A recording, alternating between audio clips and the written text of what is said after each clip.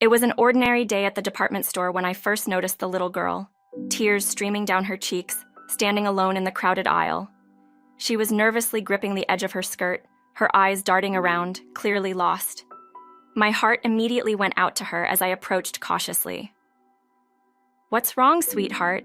I asked gently, trying not to startle her. She looked up at me, her small face etched with worry, but softened when I smiled. "I'm Emma," she replied hesitantly. "I came with my dad, but I can't find him." I reassured her and offered to help. Together, we walked to the store's lost and found, where, to my relief, a man stood talking to the attendant. As soon as Emma saw him, she squealed, "Daddy!" The man, who I later learned was named Liam, rushed over to scoop his daughter up into a tight hug, apologizing profusely for losing track of her. I thought that was the end of it, but in that moment, Liam looked up at me and invited me to coffee as a thank you. It seemed like a simple gesture, but little did I know that it would be the start of something that would change my life forever. My name is Olivia, and I'm now 47 years old. Looking back, I realized that meeting Liam and Emma that day set the course for my future in ways I never could have predicted. After that initial coffee, Liam and I began seeing each other more regularly.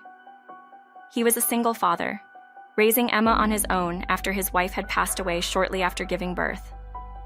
At first, I was hesitant about entering a relationship with someone who had so much emotional baggage, but Emma's sweetness and Liam's gentle nature slowly drew me in. My parents were skeptical at first, concerned that I was taking on too much by getting involved with a man who had a child. But eventually, they came around, and I married Liam a year later. For a while, it felt like everything was perfect. I loved Emma as if she were my own daughter, and Liam seemed like the perfect husband, kind, caring, and attentive. But as time went on, cracks began to form in the seemingly perfect facade of our marriage. Liam's kindness, which had drawn me to him, started to fade, replaced by something much colder, much darker. It wasn't an overnight change. At first, I barely noticed it. Liam's small criticisms seemed harmless, just the usual frustrations of life.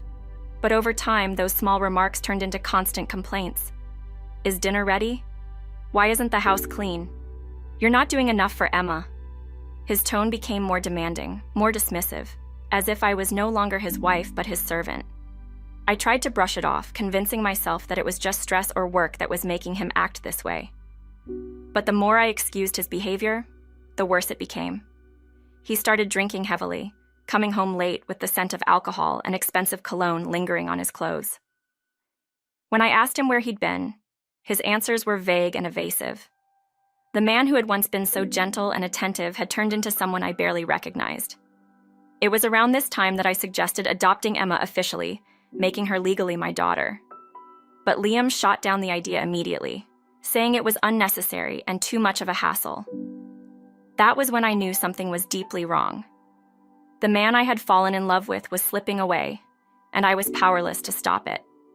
As the years passed, things only got worse. Liam no longer treated me like his partner. I was nothing more than the housekeeper in his eyes. "Make sure dinner's on the table when I get home," he'd bark at me, without so much as a thank you or even a smile. His demands became constant, and no matter how much I did, it was never enough. If the house wasn't spotless, he'd find something to criticize.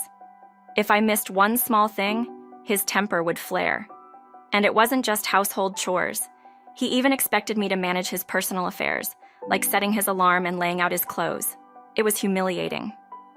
Meanwhile, I was also the one shouldering most of the financial burden. Liam's drinking and spending habits left little room for him to contribute to our expenses, and I had to cover the bills to keep our household running. Every day felt like a losing battle, and I didn't know how much longer I could take it. But no matter how bad things got, there was one bright spot in my life: Emma. Even as Liam grew more distant and hostile, Emma remained my anchor, the one thing that made it all worth enduring. Emma had grown into a smart and compassionate young woman, and despite the tension at home, she was always there for me. She could see the strain between Liam and me, and though I tried to shield her from the worst of it, she wasn't blind to how badly her father treated me. One evening, after Liam had launched into yet another tirade about the dinner being cold, Emma stood up from the table, her voice trembling with anger. "Stop being so mean to Mama," she yelled, her small frame shaking with emotion. Liam, for once, was speechless. He stared at her for a moment before storming out of the room, slamming the door behind him. After he left, Emma came over to me, her eyes filled with concern. "Don't worry, Mama. I'll protect you," she whispered, wrapping her arms around me. Her words broke my heart because it was supposed to be the other way around. I was supposed to protect her. But in that moment, I realized just how much I relied on her strength. Emma was the only reason I hadn't walked out on Liam already. She was my only salvation in a marriage that had long since turned into a prison. Time passed, and Emma grew older, eventually graduating from college and landing a good job at a major company. She could have moved out, started her own life, but she chose to stay with me. "I'm worried about you, Mama," she said, when I asked why she hadn't moved into her own place yet. Part of me was relieved to have her there, but another part of me felt guilty. I didn't want her to feel responsible for me, but despite my objections, she insisted. Eventually, I accepted it. I taught her how to manage the household chores and insisted she contribute financially, even though it pained me to take money from her. Liam, meanwhile, continued his downward spiral. His drinking worsened, and his verbal abuse became more frequent. Though he never laid a hand on me, the way he threw things around the house in fits of rage made it clear he was trying to intimidate me. The only thing that kept me going was Emma. She always stood up for me, even when Liam's harsh words were directed at her. But as much as I appreciated her support, I knew I couldn't let this go on forever. Something had to change. The turning point came when Emma introduced me to her boyfriend, William. He was calm, kind, and treated Emma with the respect and love she deserved. I could see from the way he looked at her that he would take care of her in ways Liam never had. When Emma told us that William had proposed, I was overjoyed. But Liam, true to form, had to spoil the moment. "You could do better than him," he scoffed, "someone who makes more money." Emma's face fell, and I could see the hurt in her eyes. But before I could say anything, William spoke up, his voice steady and unwavering. "You're right," he said. "Emma is too good for me. I'm the luckiest man in the world that she chose me." His words, so full of humility and love, made Emma's face light up again, and I knew in that moment that William was the right man for her. Liam, on the other hand, had no response. He just scowled and retreated into his usual silence.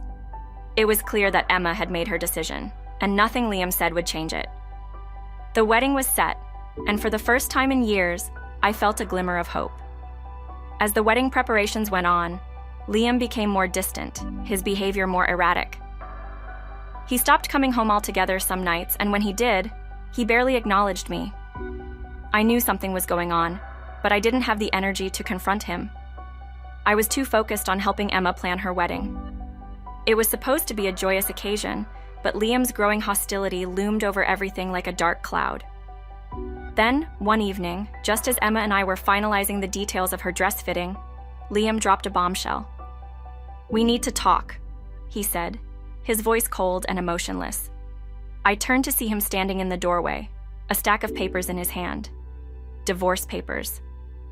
"Emma's getting married soon, and you've served your purpose. It's time for a divorce," he said with a smirk that made my stomach turn. I stared at him in disbelief, the weight of his words crashing down on me. After all the years of abuse, after everything I had endured for the sake of our family, he was discarding me like I was nothing. "You won't be coming to the wedding," he added. "You're a stranger to me now." His words cut deeper than any insult he had ever hurled at me. For a moment, I sat there in stunned silence, the divorce papers staring up at me like a final, cruel joke. Liam had made my life a living hell for years. But this was the ultimate betrayal. I had sacrificed everything for him and for Emma. Logically, and now he was casting me aside like I had never mattered. But then, something inside me shifted. I wasn't the broken woman he thought I was. I had endured too much to let him have the last word. "Fine," I said, my voice steady. "We'll divorce, but you'll regret this." Liam's smirk faltered for a moment, but he quickly recovered. "You? Regret? Don't make me laugh. You're nothing without me," he sneered. I didn't respond. Instead, I stood up, packed my things, and left that house for good. I went straight to my parents' home, where they welcomed me with open arms. As I told them everything, they were furious with Liam, but also saddened that I hadn't come to them sooner. Their support gave me the strength I needed to move forward. The next day, I filed the divorce papers, knowing that I was finally free from the man who had caused me so much pain. What I didn't expect was the confrontation that came soon after. Just as I had settled into my parents' home, I heard a knock on the door. To my shock, it was Emma, her face red and tear-streaked. "Why didn't you tell me?" she cried, storming into the house. "Dad called me last night gloating about how he'd finally divorced the housekeeper and said you wouldn't be at the wedding. How could you not tell me?" Her words were filled with pain, but beneath that, I could see the fear of losing me. I tried to explain that I hadn't wanted to burden her, especially not with her wedding coming up, but Emma wouldn't hear it. "You're my mother, no matter what," she said, her voice shaking with emotion. "I want you at the wedding. I don't care what Dad says." Her determination took me by surprise, but more than that, it filled me with a sense of belonging I hadn't felt in years. Emma didn't see me as a stranger, or just her father's wife. She saw me as her mother, in every way that mattered. In that moment, I knew that no matter what happened with Liam, I still had my daughter, and that was all I needed. The day of Emma's wedding finally arrived, and true to her word, Liam was nowhere to be found. Emma had made it clear that he wasn't welcome, not after everything he had put us through. As I stood by her side, watching her marry William, I couldn't help but feel an overwhelming sense of pride. Emma looked radiant in her wedding dress, her happiness shining brighter than I had ever seen before. All the years of pain, all the sacrifices I had made, suddenly seemed worth it. I had raised a strong, compassionate woman who knew her worth and wasn't afraid to stand up for herself. After the ceremony, Emma and William asked if I would move in with them, into their new home. As tempting as the offer was, I declined. "You two need to start your life together," I told them with a smile, "but I'll be nearby and I'll always be here if you need me." They understood, and though I was sad to let her go, I knew it was the right decision. Emma deserved a fresh start, free from the shadows of the past. And so did I. In the months that followed, I began the process of rebuilding my life. I consulted a lawyer, not only to finalize the divorce, but to demand compensation from Liam for the years of emotional abuse I had endured. I had kept meticulous records of his behavior, and with the evidence I had gathered, my case was strong. I also learned that I could still pursue the possibility of legally adopting Emma, even though Liam and I were no longer together. It wasn't about the paperwork. It was about solidifying the bond that had grown between us over the years. Emma had always been my daughter in my heart, and I wanted to make that official. As I sat in my new apartment, not far from Emma and William's home, I felt a sense of peace I hadn't known in years. The fear and anxiety that had once consumed me were gone, replaced by hope and a quiet strength. I had lost a husband, but I had gained something far more valuable: a daughter, a family, and the knowledge that I was stronger than I had ever realized. And for the first time in a long time, I felt free.